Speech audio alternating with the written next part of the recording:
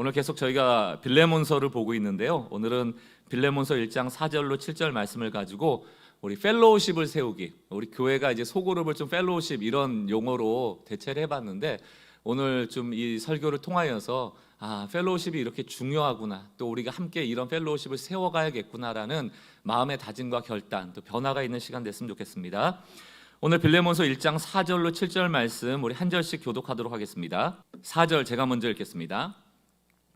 내가 항상 내 하나님께 감사하고 기도할 때에 너를 말함은 주 예수와 및 모든 성도에 대한 내 사랑과 믿음이 있음을 들음이니. 6절입니다. 이로써 내 믿음의 교제가 우리 가운데 있는 선을 알게 하고 그리스도께 이르도록 역사하느니라. 형제여, 성도들이 마음이 너로 말미암아 평안함을 얻었으니 내가 너의 사랑으로 많은 기쁨과 위로를 받았노라. 아멘. 오늘 이제 설교를 잘 이해하시려면 세 가지 용어를 좀 염두에 두셔야 됩니다. 이제 첫 번째가 이제 리더. 리더는 이제 어떤 조직이나 단체, 공동체를 이끌어가는 사람 아닙니까? 이 리더를 따르는 이제 존재, 사람들을 이제 우리가 팔로워라고 얘기를 합니다. 리더는 이끄는 자, 팔로워는 따르는 자, 이렇게 얘기를 하고요. 이 리더와 팔로워의 관계를 얘기하는 또 다른 용어가 바로 펠로우라는 단어입니다. 동료, 혹은 동역, 동지 이런 의미인데요. 이 리더, 또 팔로워, 또 펠로우 이런 개념을 가장 통합적으로 설명한 글이 이런 글입니다. 한번 소개를 해드릴게요. 훌륭한 리더와 모범적인 팔로워가 실과 바늘의 관계처럼 유기적으로 움직일 때 비로소 진정한 동료가 된다. 이게 이제 펠로우거든요. 펠로우입니다. 어떤 조직이나 공동체나 교회도 마찬가지고요. 이게 건강성을 가지려면 탁월한 리더 한 사람 있다고 되는 건 아닙니다. 그리고 그 리더를 무작정 따르기만 하는 그런 팔로워, 무리들의 수가 많다고만 해서 그 조직이 건강해지는 것도 아닙니다. 이 리더와 팔로워가 서로 유기적으로 연결되어서 움직여지는 펠로우, 동료가 될 때 비로소 그 공동체는 건강해진다라고 할 수 있습니다. 자료를 찾다 보니까 손자병법이라는 곳에 상하 동욕 자승 이런 말이 있더라고요. 상하 동욕 자승. 위나 아래나 같은 욕심, 욕심이라고 표현하기보다는 바라는 게 같으면, 윗사람이나 아랫사람이나 같은 바라는 게 같으면 항상 승리한다는 얘기예요. 모두가 리더이면서 모두가 팔로워. 그러니까 같은 생각, 같은 마음, 같은 방향, 같은 목적을 갖고 있을 때 승리한다. 그 조직은, 단체는 강력한 힘을 갖게 된다, 그런 얘기입니다. 이런 펠로우십의 이상적인 예가 여러분 잘 아시는 기러기 떼예요. 기러기 떼가 철새 아닙니까? 길게는 4만 킬로 이상을 비행한다고 합니다. 여러분 기러기 떼가 할 때 이게 V자로 비행을 하잖아요. 이게 서로 앞바람을 좀 막아주는 역할을 해서 혼자 날 때보다 한 70% 정도 더 이상 먼 거리를 비행할 수 있게 된다고 합니다. 리더가 맨 앞에 서서 바람의 저항을 막고 갑니다. 그런데 4만 킬로 가는 동안 리더 혼자 끌고 갈 수가 없기 때문에 리더가 지치면 뒤로 빠지고 그 뒤에 있는 팔로워가 앞에 나와서 리더가 되는 거예요. 그럼 멀리서 그 기러기 떼를 보면 그 앞에 있는 대장이 리더처럼 보이지만 사실은 리더인지 팔로워인지 몰라요. 이게 무슨 얘기입니까? 리더가 앞에서 바람의 저항을 받으면서 이 무리를 이끌고 갈 때 리더의 모습대로, 그가 하는 행동대로 똑같이 그 팔로워 중에 누구 하나가 같은 행동을 한다는 겁니다. 그렇게 이 무리가 이끌려 간다는 거예요. 또 뒤에서는 깍깍깍 소리를 내면서 그 앞에 있는 이끌어가는 바람의 저항을 받는 기러기를 막 힘을 돋아준다고 얘기를 합니다. 리더와 팔로워가 구분이 안 되는, 모두가 같은 방향을 향하여, 같은 지점을 향하여 나가는 데만 목적을 두는, 그게 바로 동료예요. 동료. 이 기러기 떼가 바로 펠로우입니다. 펠로우. 이것을 우리가 영적인 의미로 또 개인적으로 또 공동체적으로 좀 적용할 수가 있죠. 교회 공동체의 리더는 누굽니까? 예수님이시다. 참된 목자, 참된 리더는 오직 예수 그리스도시다. 여기 모인 우리 모두는 그 리더인 예수를 따르는 팔로워들이라는 얘기입니다. 그러면 예수님과 팔로워인 우리 사이에도 뭐가 존재해요? 펠로우가 존재합니다. 동료란 말이에요. 동역입니다. 신앙에도 같은 목적, 같은 방향, 같은 마음을 갖고 있는데 누구와? 예수와. 그러므로 성도는, 팔로워는 예수님처럼 생각하고 예수님처럼 말하고 예수님처럼 행동하는 작은 예수가 되어야 한다. 그리고 우리끼리도 역시 펠로우, 동료가 되어야 된다. 왜? 같은 리더를 모시고 있으니까. 사도행전 공동체가 왜 그렇게 강력한 공동체가 됐을까? 왜 강력합니까? 유무상통, 가진 자와 없는 자가 서로 물질을 서로 통용했다. 이건 대단한 공동체 아닙니까? 그게 어떻게 가능했을까에 대한 근거를 유추해 볼 수 있는 게 바로 사도행전 5장이거든요. 사도행전 5장 41절, 42절을 봅니다. 41절. 사도들은 그 이름을 위하여 능욕받는 일에 합당한 자로 여기심을 기뻐하면서, 예수님의 이름을 전하고 복음을 전하면서 잡혀 들어가서 옥고에서 고충을 당해도 마치 고난은 당연한 거야, 합당한 거야 라고 여기면서 어떻게 했다? 기뻐했다. 이 사람들의 생각은 지금 어떤 생각입니까? 우리의 리더인 예수가 십자가에서 고난 당했듯 당연히 작은 예수들은 정말 펠로우라면, 우리가 동지라면, 동역자라면, 동료라면 고난 당연히 받는 거야. 당연히 받는 거야. 이게 바로 예수를 따르는 팔로워들의 생각이었다는 겁니다. 42절. 그들은 고난에 상관없이 날마다 성전에 있든지 집에 있든지 예수는 그리스도라고 가르치기와 전도하기를 그치지 아니하더라. 여러분, 예수님이라는 리더와 사도행전의 초대교회의 팔로워들 사이에 어떤 동질감이 생겼죠? 고난. 예수님은 십자가에 고난당하셨고 우리는 예수를 전하다 고난당하고 있으니 우리는 펠로우다, 동료다. 여기서 동료 의식이 생기는 거예요. 그렇다면 한국교회, 또 아니 한국교회가 아니라 우리 자신의 문제는 뭔가를 여기서 찾아볼 수 있죠. 펠로우십의 상실이다. 펠로우십. 다시 말하면 예수님과 우리가 무관하다. 왜? 예수님은 십자가에서 고난당하셨지만 우리는 고난당하길 원치 않죠. 그러므로 예수님과 우리 사이에 공유할 수 있는 동질감이 없다는 얘기입니다. 동료가 아니라는 뜻이에요. 펠로우는 뭡니까? 같이 공감하고 공유하기 때문에 같은 행동을 하는 거예요. 기러기가 한 곳을 가야 되기 때문에 리더든 팔로워든 그 앞에 서는 겁니다. 아, 나는 바람에 저항받기가 싫어라고 뒤에 쳐지면, 아무도 앞에 안 나서면 그 무리는 갈 수가 없어요. 성경을 보십시오. 무리와 제자를 분명히 구별합니다. 예수님을 따라다녔던 많은 무리들은 예수를 리더로 따라다닌 것이 아니고, 예수님을 따라다닌 것이 아니고 예수님이 주는 유익을 따라다닌 것이죠. 달라요. 예수님을 따르는 것과 예수님이 주실 결과를 따르는 것 다릅니다. 그러나 제자들은 예수님이 십자가에서 고난당한 것 마냥 자신들에게 주어진 불이익도 감수하며 그 십자가라는 매개를 공유했다는 겁니다. 그러므로 예수의 동료가 되어지는 것이죠. 또 교회 공동체도 서로의 동료가 되어지는 펠로우십이 생겨나는 겁니다. 동역자 의식이죠.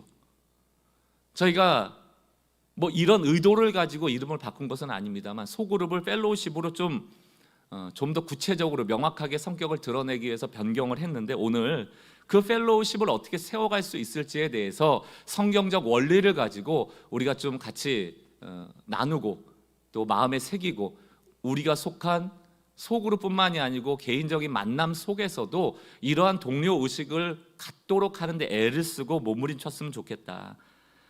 그런 마음으로 오늘 말씀을 나누고자 합니다. 먼저는 뭐 예수님이 어떻게 사셨는지를 우리가 알아야죠. 그래야지 흉내내고 따라가는 것 아니겠습니까? 크게 세 가지로 요약됩니다. 예수님은 기도하셨고요, 서로를 위해서. 예수님은 사랑하셨습니다. 용납도 하고 그들의 삶에 관심이 있었다는 뜻입니다. 한 사람, 사마리아 여인과 같이 그 뭐 지나쳐도 그만인 사람을 투명인간 취급하지 않고 관심을 가지셨다. 세 번째가 예수님은 낮아지셨다. 이 세 가지예요. 오늘 빌레몬서에 이 세 가지 원리가 그대로 나타나 있습니다. 예수님은 기도하셨고, 예수님은 사람에게 관심을 가지셨고, 낮아지셨다. 이 세 가지를 빌레몬서를 통해서 우리가 하나하나 좀 보면서 우리도 좀 이 펠로우십을 세워갔으면 좋겠습니다. 첫 번째, 펠로우십을 세우기 위한 세 가지 중에 첫 번째는 서로를 위해 우리가 기도해야 된다. 기도해야 된다. 서로를 위해 기도해야 된다. 사도 바울이 오늘 빌레몬서를 쓰면서요, 1장 4절에 보니까 내가 항상 내 하나님께 감사하고 기도할 때 너를 말하면, 이렇게 얘기하고 있거든요. 뭡니까? 빌레몬, 나는 기도할 때마다 너를 위해 기도해. 이 얘기예요. 사도 바울의 서신서를 보면요, 늘 그 수신인, 편지를 받을 공동체를 향하여 내가 늘 너희를 위해서 기도하고 있다라는 표현을 꼭 씁니다. 왜? 기도가 그만큼 펠로우십을 만드는데 멀리 떨어져 있잖아요. 그런데 여전히 우리는 함께하고 있어라는 메시지를 주는 것입니다. 여러분, 기도가 왜 중요한가? 기도는 우리가 필요한 것을 공급받는 통로입니다. 하나님께로부터 기도함을 통하여 우리가 기도 응답 받는 건 매우 중요하지만 그거보다도 본질적으로 중요한 기도의 역할은 무엇인가 하면 연결하는 거예요. 기도는 연결입니다. 기도는 연결이다. 여러분, 하나님이 보이질 않습니다. 그러므로 우리는 늘 불안해해요. 또 때로는 절망하고 낙심합니다. 왜? 하나님이 보이질 않아요. 때로 이스라엘 백성들은 하나님이 보이지 않기 때문에 불안하고 낙심하여서 사람 왕을 세우죠. 사람을 의지하기 시작합니다. 왜? 보이는 사람은 의지하기가 쉽기 때문입니다. 그러나 여러분 잘 아시다시피 사울 왕을 보십시오. 많은 백성들의 불안함과 절망을 없애주기는커녕 백성들의 불안 덩어리가 돼버리잖아요. 다윗에게 질투심이 꽂히니까 백성들 전혀 생각하지 않고 그냥 다윗 꽁무니만 쫓아다니잖아요. 사람은 그런 존재입니다. 우리가 불안과 두려움에서 이길 수 있는 유일하고 강력한 대안은 하나님이시거든요.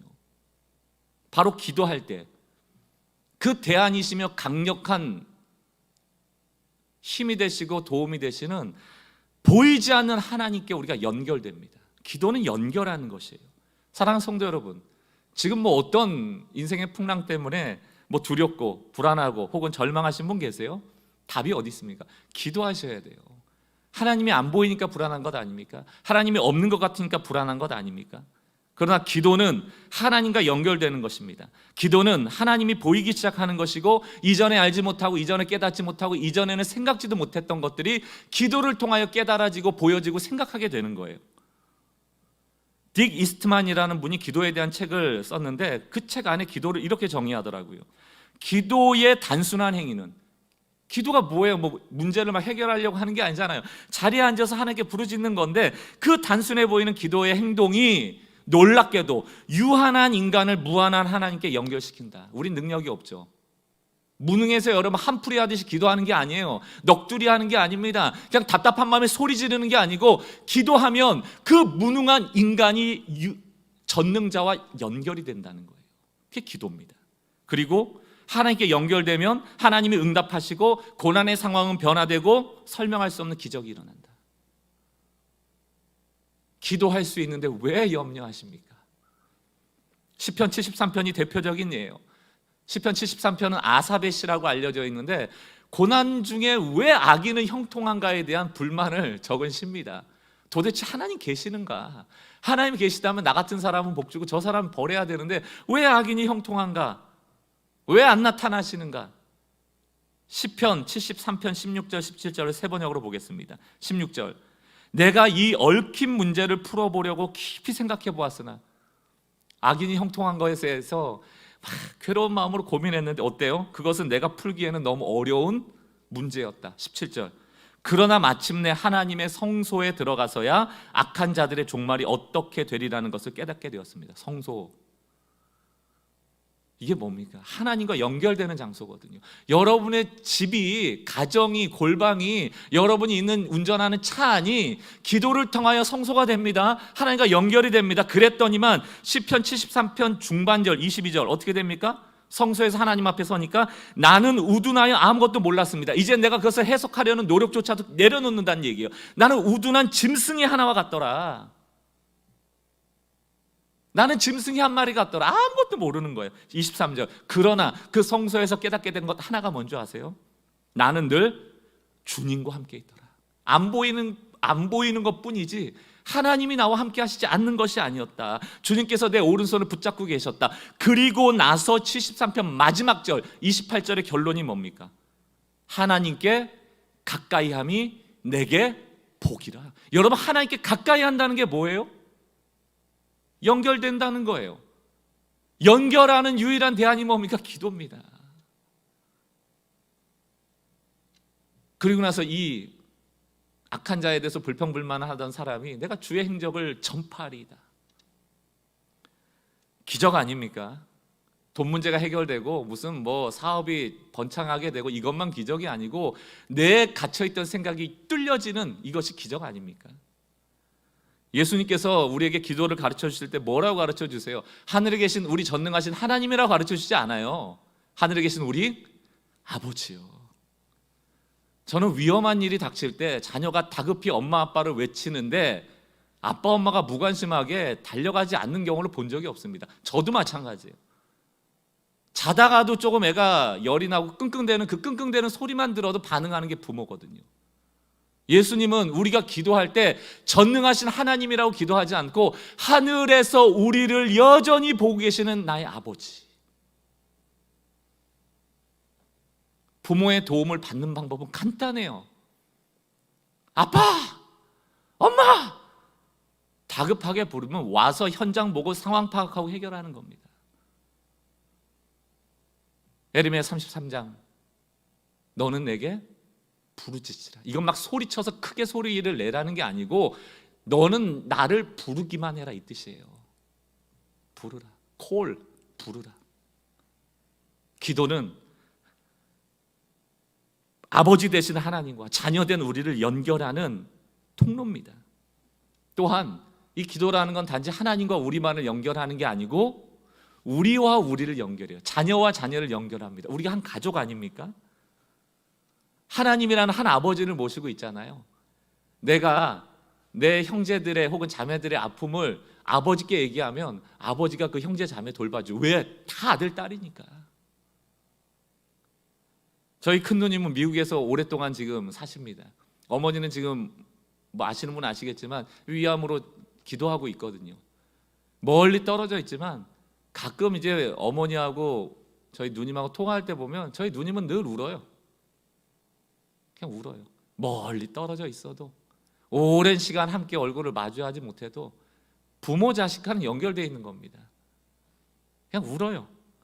그냥 가족이기 때문에 그래요. 가족이기 때문에. 멀리 떨어져 있어도 영적인 가족도 똑같은 원리입니다. 우리가 서로 떨어져 있지만 어떻게 연결되어 있다? 그 기도를 통해서 연결되는 겁니다. 하나님으로부터 구원받은 자녀들은 이미 연결되어 있으므로 내 가족의 힘든 일을 중보하고 대신하여 구할 때 아버지가 모른 채 하지 않으세요. 제가 결혼 예식할 때 우리 부부들에게 꼭 권면하는 게 뭐냐면 남편과 아내가 부부 생활 하다 보면은 이견이 생기고 다툴 일이 있죠. 그럼 뭐 내 주장이 맞다, 너 주장이 맞다 싸울 때가 많지만 그 싸워서 이겨봐야 승자가 없거든요. 그냥 긴장감만 흐르는 이상한 가족이 되는 거예요. 그러므로 우리는 서로 옳다, 그리고 내가 너를 통제하겠다 이런 의식보다는 하나님께 자꾸 맡겨야 돼요. 하나님을 매개로 해서 서로 연결되어 있음을 믿으면 내 남편을 위해 아내는 기도해야 되고 내 아내는 내 남편을 위해서 기도함을 통하여 하나님으로 하여금 내 아내에게 내 남편에게 일하도록 해야 된다. 이것이 무엇을 믿는 것이다? 우리가 연결되어 있음을 믿는 거예요. 기도로. 중보기도는 누가 합니까? 하나님을 매개로 모두가 연결되어 있음을 믿는 사람이 중보기도를 하는 겁니다. 기도할 때 연결되어 있는 그 사람이 기도 혜택을 누릴 뿐만이 아니고 기도하는 내가 변화되는 거거든요. 정말 유익이 많습니다. 교회 공동체도 마찬가지예요. 펠로우십을 만들어가는 그 핵심에는 뭐가 있겠습니까? 우리 모두가 하나님 아버지 아래 연결된 가족이며 하나님께로 기도할 수 있다. 중보기도자로서 우리가 연결되어 있다는 거예요. 사도 바울도 멀리 떨어진 성도, 특별히 로마에 감금되고 감옥에 있을 때 늘 멀리 떨어진 빌립보, 에베소, 골로새 그런 교회 편지하면서 요청하는 게 뭐냐 하면 빌립보서 4절 말씀 보세요. 내가 기도할 때마다 여러분을 위하여 늘 기쁜 마음으로 간구합니다. 내가 너희와 연결되어 있어 멀리 떨어져 있지만 기도를 통하여 하나님을 매개로 하여 우린 연결되어 있어를 늘 얘기할 뿐만이 아니고 또 한편으로는 빌립보서 1장 19절을 보니까 뭐라고 되어 있어요? 나는 여러분의 기도와 예수 그리스도의 영의 도우심으로 내가 풀려나리라는 것을 압니다. 뭡니까? 여러분 나를 위해서 기도해 주십시오. 그 얘기예요. 사도 바울은 내가 너희를 위해서 기도한다만 하는 것이 아니고 너희도 나를 위해 기도해 달라는 부탁을 많이 합니다. 이게 바로 펠로우십이에요. 기도로 연결되어 있음. 사랑하는 성도 여러분, 기도는 우리 모두가 한 하나님을 바라보고 있음에 대한 공동체적인 신앙 고백입니다. 유일한 중보자가 되시는 예수님을 의지하는 믿음의 표현이고요. 한 성령으로 한 마음을 갖고 있다라는 공통된 마음의 표현이에요. 그러므로 우리가 동질감, 펠로우십으로서의 동료의식, 동역의식, 동지의식을 갖도록 하기 위하여 빠질 수 없는 것이 바로 기도예요. 사랑하는 성도 여러분, 이 교회가 펠로우십을 만들어갈 때 우리가 서로를 위하여 기도할 필요가 있습니다. 특별히 가장 가까이 있는 가족을 위해서 기도하고요, 지금 함께 가까이서 신앙생활 하시는 분들을 위해서 기도해 주시고요, 고통받는 자들을 위해서 기도해 주시고요, 환우들을 위해서 기도해 주시고, 이 기도를 통하여서 펠로우십의 근간이 세워지는 것입니다. 우리가 어디에 있든지 또 떨어져 있던 모이던 서로를 위해서 기도하는 공동체 되기를 주의 이름으로 축원합니다. 두 번째로 우리가 펠로우십을 세우기 위해서는 서로의 이야기에 좀 귀를 기울일 필요가 있다. 서로의 이야기에 귀를 기울일 필요가 있다. 빌레몬서 1장 5절 세 번역으로 보니까 나는 주 예수에 대한 그대의 믿음, 빌레몬의 믿음과 또 모든 성도에 대한 빌레몬 그대의 사랑에 대해서 듣고 있다, 이렇게 얘기를 합니다. 뭐 오늘 이 본문은 굉장히 많은 얘기를 할 수도 있지만 제가 오늘 설교를 준비하면서 눈에 들어왔던 단어가 바로 사도 바울이 듣고 있다라는 거예요. 듣고 있다. 사도 바울 같은 사람은 초대교회의 가장 뭐라 그럴까, 위치로 보면 꼭대기에 있는 리더 아닙니까? 1인자인데 그럼 뭐 누구에게 잘 들을 필요가 뭐가 있어요? 앞에서 마이크 잡고 이거 해라 저거 해라 시킬 수 있는 그런 위치 아닙니까? 그러나 사도 바울은 들려오는 소식을 다 귀 기울여요. 왜? 사람에 대한 관심입니다. 관심이 있으면 귀를 기울이게 돼요. 신앙은 철저하게 관계라고 말씀드리지 않았습니까? 하나님과의 관계, 이웃과의 관계, 그 관계가 좋다는 것이 어떻게 우리가 알 수 있는가? 그는 말하는 대화 가운데 이게 잘 듣고 있는가? 잘 듣고 있는가? 여러분, 이게 잘 듣고 있는가가 우리의 신앙의 성적표라고 해도 과언이 아닙니다. 이게 듣는 게 그만큼 중요하거든요. 좋은 관계는 듣기에서 시작된다. 이게 책 제목입니다. 좋은 관계는 듣기에서 시작된다. 여러분 동의하십니까? 근데 우리는 좀 착각하는 게 뭐예요? 좋은 관계를 만들려면 내가 말을 잘해서 설득을 잘하고 협상을 잘하고 주장을 잘해서 저 사람의 마음을 뺏어와야 된다라는 착각을 할 때가 많아요. 그래서 생각보다 말하는 기술에 대한 훈련은 우리가 생각보다 많이 받고 있지만 경청하는, 잘 듣는 훈련은 미흡할 때가 많다. 상대방에게 주장하기에는 잘하는데 그 사람의 이야기에 집중하기에는 우리가 미흡할 때가 많다. 연구 결과를 봐도요, 우리가 이렇게 대화를 하잖아요. 대화하면 말하는 사람이 있고 듣는 사람이 있는데 듣는 사람이 반응하고 말하는 사람이 이렇게 말하는 그 순간에 그 두 사람이 서로 교감하고 공감하는 그런 정서적 공감률이 5%가 안 된대요. 이게 무슨 얘기입니까? 말하는 사람은 끊임없이 자기 말만 하는 거예요. 수많은 얘기를 하는데 상대방은 그거 안 듣고 그냥 내가 할 얘기만 또 생각을 하고 내 얘기하는 겁니다. 제가 제자 훈련을 하거나 뭐 성경 공부를 할 때마다 경험하는 거가 그런 겁니다. 이제 한 10명 모여서 같이 성경 공부하잖아요. 그러면 이제 뭐 이 구절에 대해서 집사님은 혹은 성도님은 좀 어떤 생각이 드세요? 또 어떤 깨달음이 있습니까? 이렇게 물어보면요, 뭐 각자 한 사람씩 다 말을 하잖아요. 그럼 제가 이렇게 유심히 사람을 보면 잘 안 들어요. 안 듣고 다음이 내 차례니까 이 사람 말 끝난 다음에 내가 할 말을 막 정리하고 있는 게 보여요. 막 내 얘기하고. 그러니까 이게 남의 얘기에 귀 기울이는 게 그만큼 쉽지가 않은 거예요.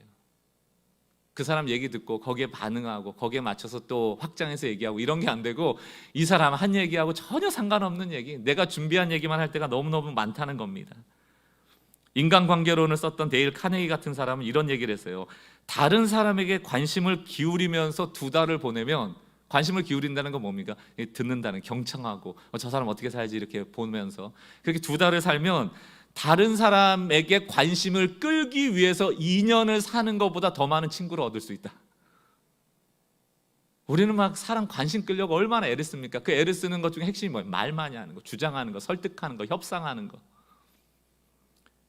그 2년 하는 것보다 그냥 들어주는 거 2달 하면 더 많은 사람이 생긴대요. 이 전도의 원리랑 똑같지 않습니까? 왜 지금 전도가 안 될까를 이 원리에 따져보면 우린 말이 너무 많아요.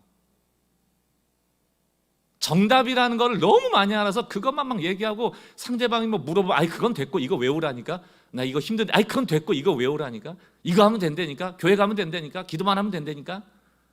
저 사람이 뭘 힘든지는 생각도 안 하고 이거 해라 저거 해라 당위성을 가지고 밀어붙이니까 누가 교회로 오겠습니까? 답답한 사람들 모였다고 생각하거든요. 불통의 상징이 지금 교회가 됐거든요. 왜 그럴까? 많은 경우에 이 소그룹 안에서 목사님 우리 소그룹 말이 안 통해요, 이런 얘기 하시는 분들은 말이 많은 사람들이에요. 말을 잘 안 들어주기 때문에 나타내는 증상이 바로 말이 잘 안 통하는 소그룹을 만드는 겁니다. 왜 말이 안 통하겠어요? 서로 말을 하니까 말이 부딪혀서 통한다는 게 뭡니까? 누군가한테 들어가고 나오고 해야지 통하는 거 아니에요? 안 들어가죠. 다 말만 하고 있으니까 막 가운데서 튕겨져 나가는 거예요. 아무한테도 안 들어가고. 그러니까 서로 다 어떤 느낌을 가져요? 우리 속으로 말이 안 통해. 권면드립니다. 바로 당신의 말을 줄여보세요. 그 사람에게 귀를 기울여보세요. 그때부터 통하기 시작할 겁니다. 여러분 중에 말 많은 공동체에 들어가고 싶은 분 계세요? 막 자기 말만 하고 자기 주장만 하는 공동체가 행복합니까? 야고보서 1장 19절 뭐라고 되어 있어요? 내 사랑하는 형제들아 너희가 알지니 사람들마다 듣기는 속히 하고 말하기는 더디하라, 이렇게 되어 있어요. 말하기는 더디하고 듣기를 속히 하라. 로마서에 믿음은 들음에서 난다 하지 않았습니까? 이 들음이라는 건 지나치다가 우연히 들려지는 게 아니고 마음을 쓰고 관심을 갖고 귀 기울여 듣는 것이거든요. 그렇다면 왜 우리는 귀 기울여 듣지 않을까? 내가 정해놓은 답이 있는 거예요. 내가 말하고 싶은 게 답이 있는 거예요. 그거 이외에는 듣지 않겠다. 나는 내가 말한 것을 바꾸지 않겠다. 그러니까 내가 말해놓고 다른 사람이 좀 여기에 대해서 반박만 하면 말이 안 통한다고 그러고 안 간다고 그러고. 그럼 여러분 우리가 어떻게 우리의 생각이 더 넓혀지고 또 다른 지식들을 배우고 하겠습니까? 안 되는 것이죠.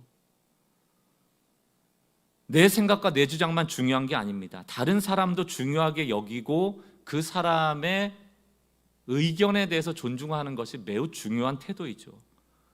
이렇게 말을 안 듣는 사람에게 있어서 더 큰 문제는 사실 사람과의 관계가 아닙니다. 여러분 보이는 사람의 말을 안 듣는데 보이지 않는 하나님의 말을 잘 듣겠어요? 잘 안 됩니다.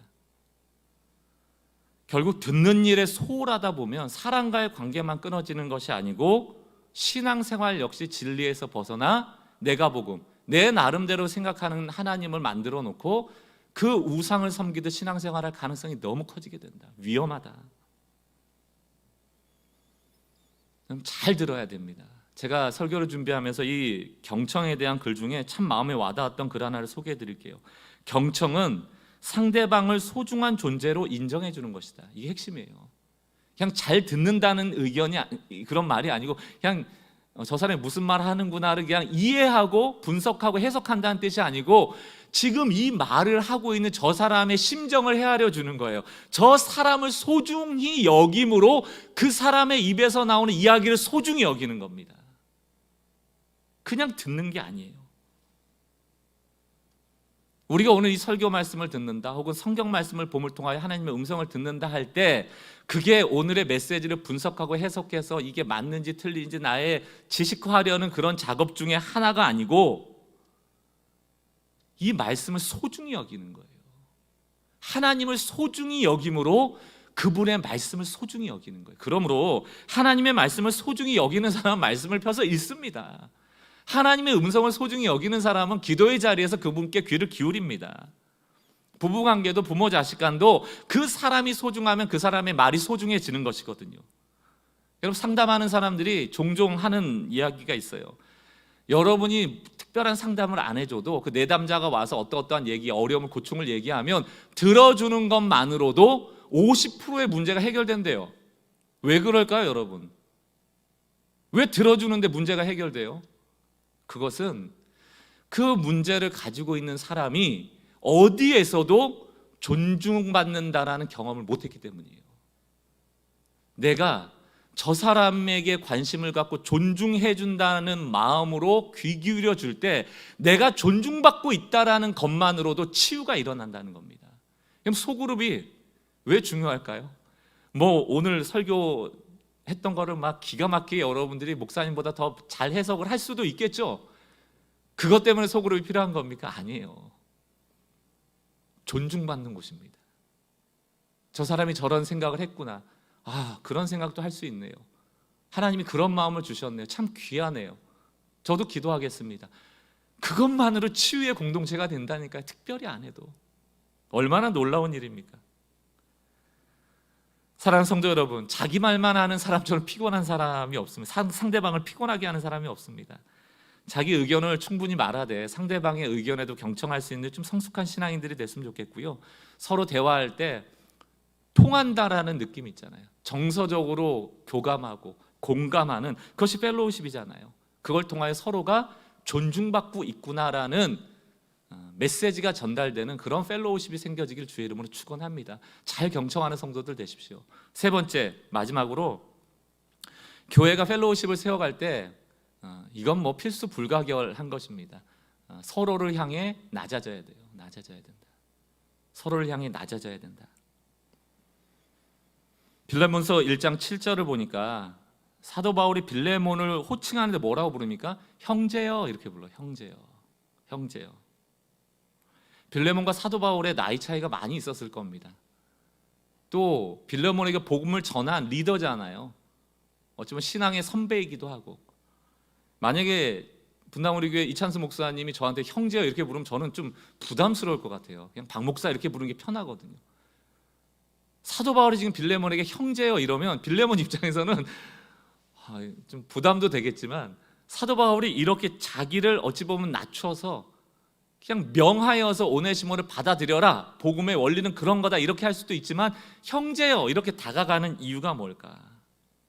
저는 복음이 정말 이해되어지고 체화된 사람에게 나타나는 중요한 특징 중에 하나가 바로 차별이 없다.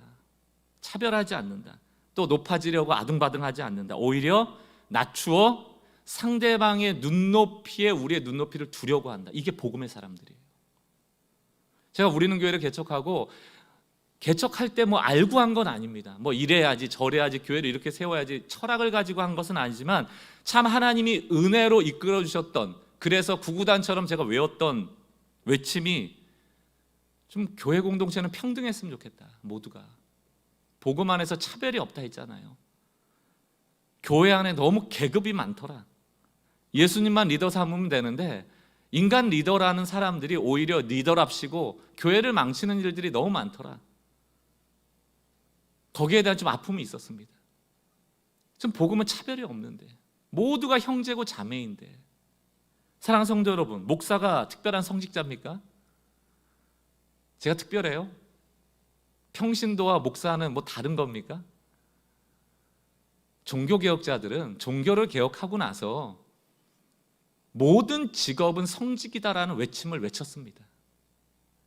직업이라는 단어 자체에 하나님의 소명이라는 뜻이 있어요. 보케이션. 청소부일지라도 그것은 하나님의 부름이 있는 성직의 자리라고 종교개혁자들은 외쳤습니다. 목사는 뭔가? 목사는 그 일상의 성직자들, 바로 여러분입니다. 그들이 그 현장에서 하나님의 부르신 성직을 감당할 수 있도록 말씀을 가르치고 예배를 통하여 힘과 능력을 공급하고 함께 기도함을 통하여 그들이 그들의 사역을 잘할 수 있도록 독려하고 힘을 주는 역할, 그게 목사예요. 각자 부르신 자리가 있는 것입니다. 더 특별하지도 더 높지도 더 대단하지도 더 하나님과 가깝지도 않아요. 우리는 주 안에서 하나님을 아버지로 삼고 있는 한 형제요 한 자매일 뿐입니다.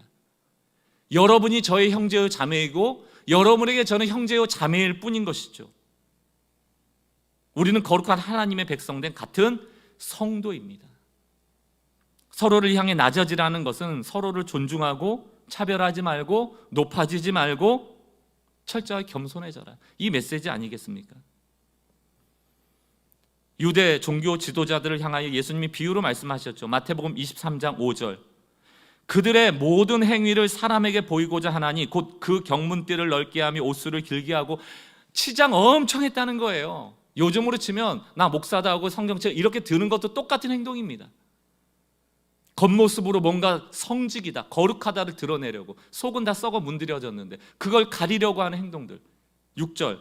잔치자리에 가면요, 윗자리를 가고요, 회당의 높은 자리를 가고요. 7절, 시장에서 문안 받는 거, 인사 받는 거 말이에요. 사람에게 랍비라 칭함 받는 거, 선생님 칭함 받는 거 말이에요. 그거를 어떻게 한다고? 좋아하느니라. 이 얘기는 뭡니까? 길거리 가다가 나를 목사 대접 안 해주고 인사 안 하면 기분 나쁘다는 얘기예요. 기분 나쁠 게 뭐가 있습니까?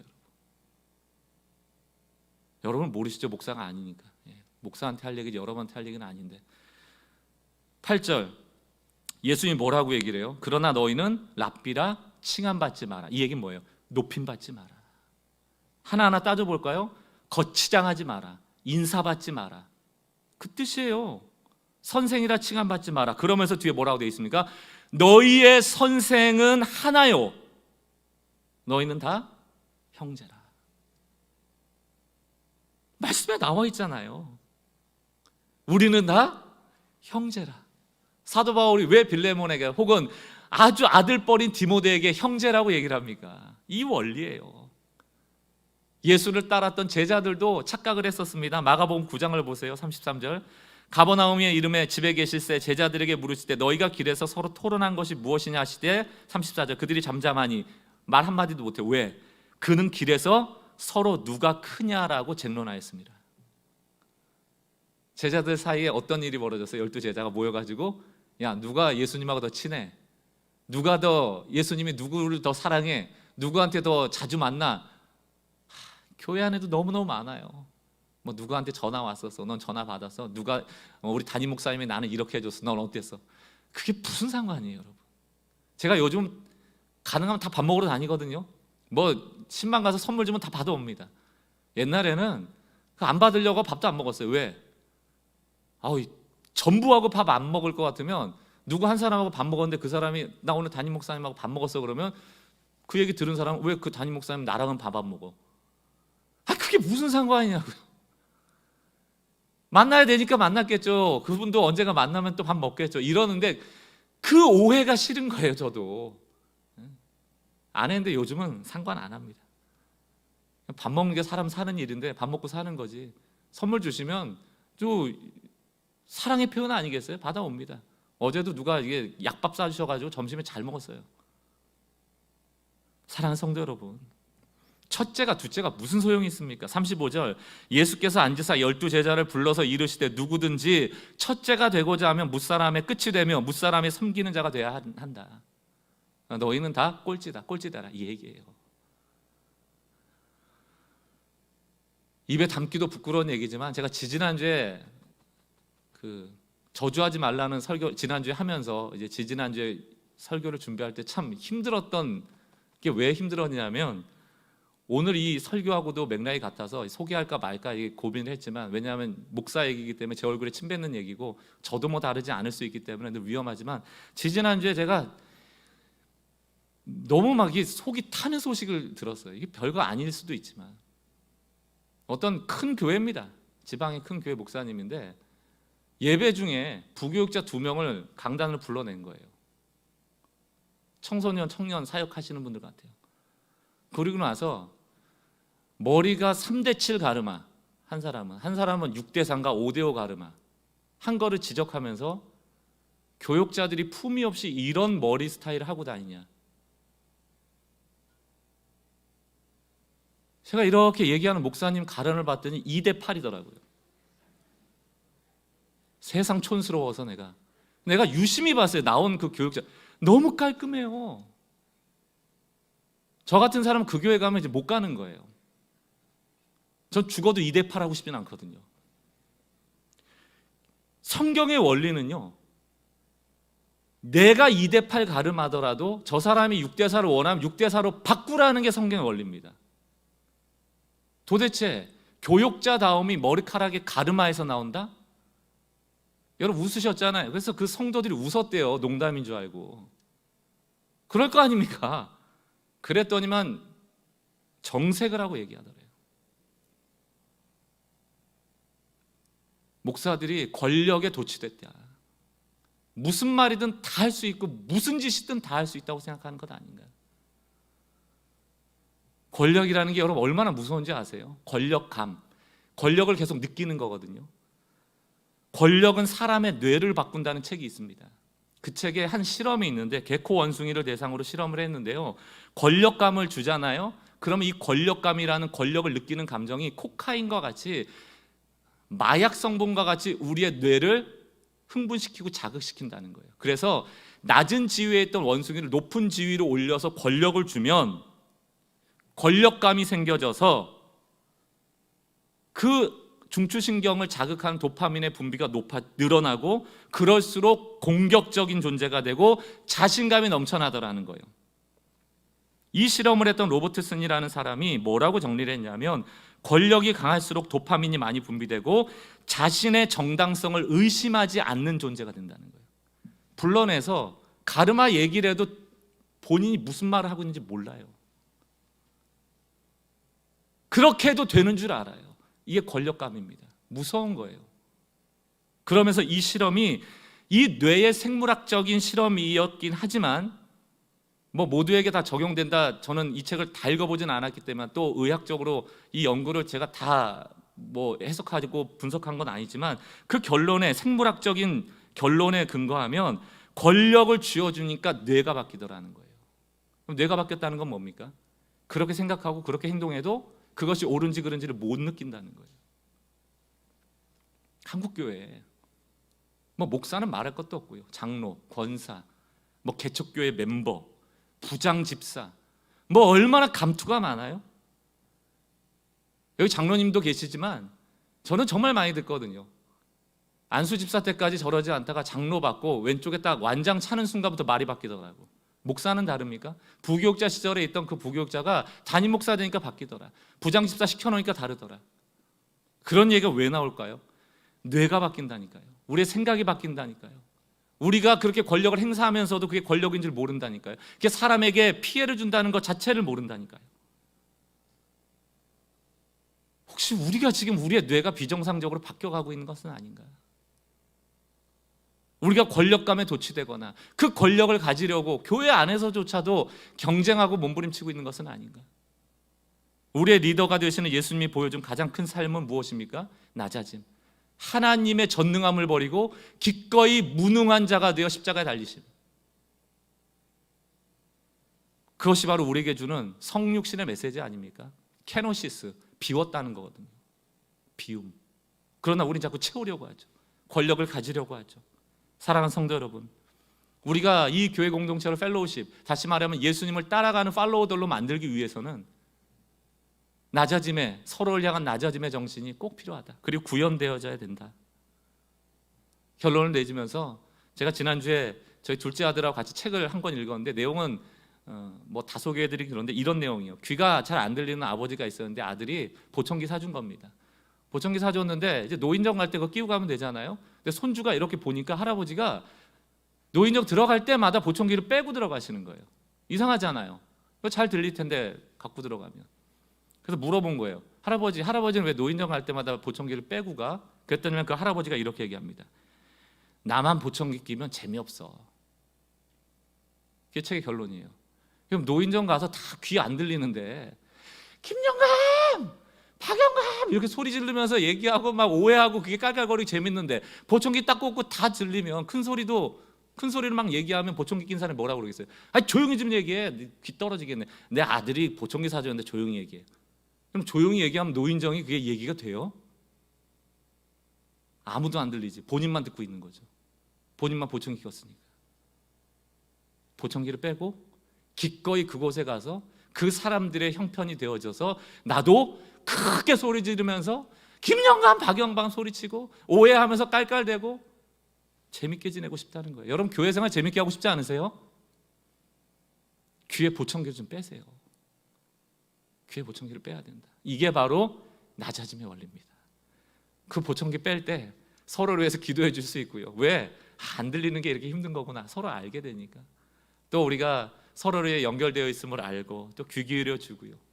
또 함께 낮아지는 자리로 나가서 기꺼이 함께 해줄 수 있는 것 아니겠습니까? 오늘 예수님이 그렇게 사셨던 것처럼 우리가 작은 예수들 되어서 기러기 떼들이 하나의 목표 지점을 향해서 한 마음으로 날아가듯이 이 교회 공동체가 리더와 팔로워가 하나 되는, 예수님이 리더죠. 또 팔로우와 팔로우 사이에 예수님의 정신을 같이 공감하며 공유하는 그런 펠로우들 되셔서 하나님이 기뻐하시는 아름다운 공동체 세워가기를 주의 이름으로 축원합니다. 우리 같이 찬양하겠습니다. 여러분 이 찬양 아시는지 모르겠는데요, 기대라는 찬양 혹시 아십니까? 모르시면 또 가사를 같이 보면서 따라하시면 좋을 것 같은데요, 주 안에 우린 하나 모습은 달라도 예수님 한 분만 바라네. 이게 오늘 우리의 메시지를 그대로 녹여놓은 것입니다.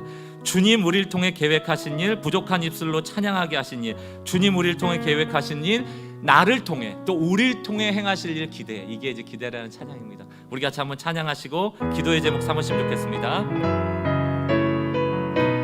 주 안에 우린 하나,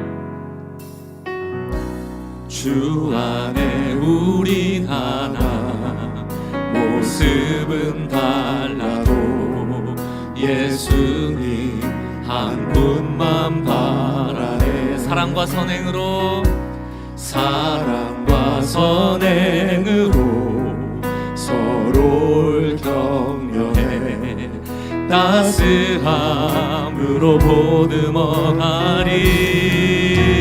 주님 우리 안에 함께 하시니 형제자매의 기쁨과 슬픔 느끼네. 내 안에 있는 주님 모습 보네. 주님 기뻐하시네.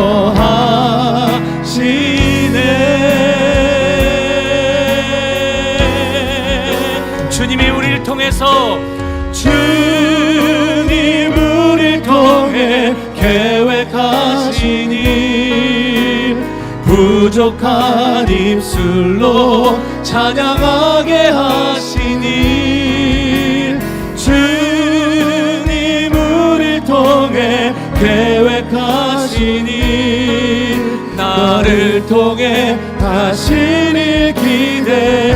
우리 다시 한번요. 주 안에 우린 하나, 주 안에 우리 모습은 달라도 모습은 달라도 예수님이 우리의 참된 리더가 되십니다. 예수님 한 분만 아멘. 사랑과 선행으로 사랑과 서로를 격려해 서로를 격려해 따스함으로 보듬어가리. 아멘. 주님 우리 안에 함께 하시니 형제자매의 기쁨과 슬픔 느끼네. 내 안에 있는 주님 모습 보네. 주님 기뻐하시네.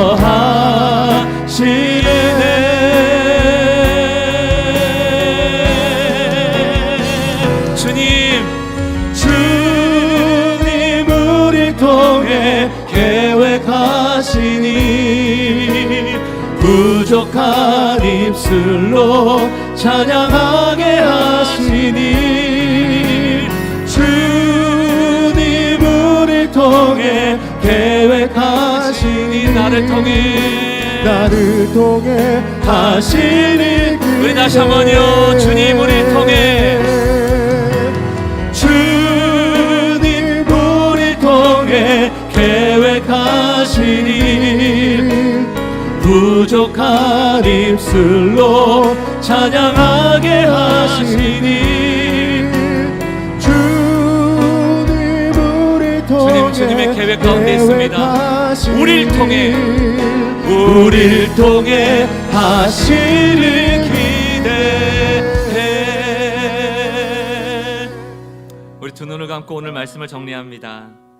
서로 기도하고 관심을 갖고 귀 기울여 들어주고 그 눈높이로 낮아지는 것, 이것이 리더 되시는 주님이 우리에게 부탁하신, 이 팔로워들에게 부탁하신 일이에요.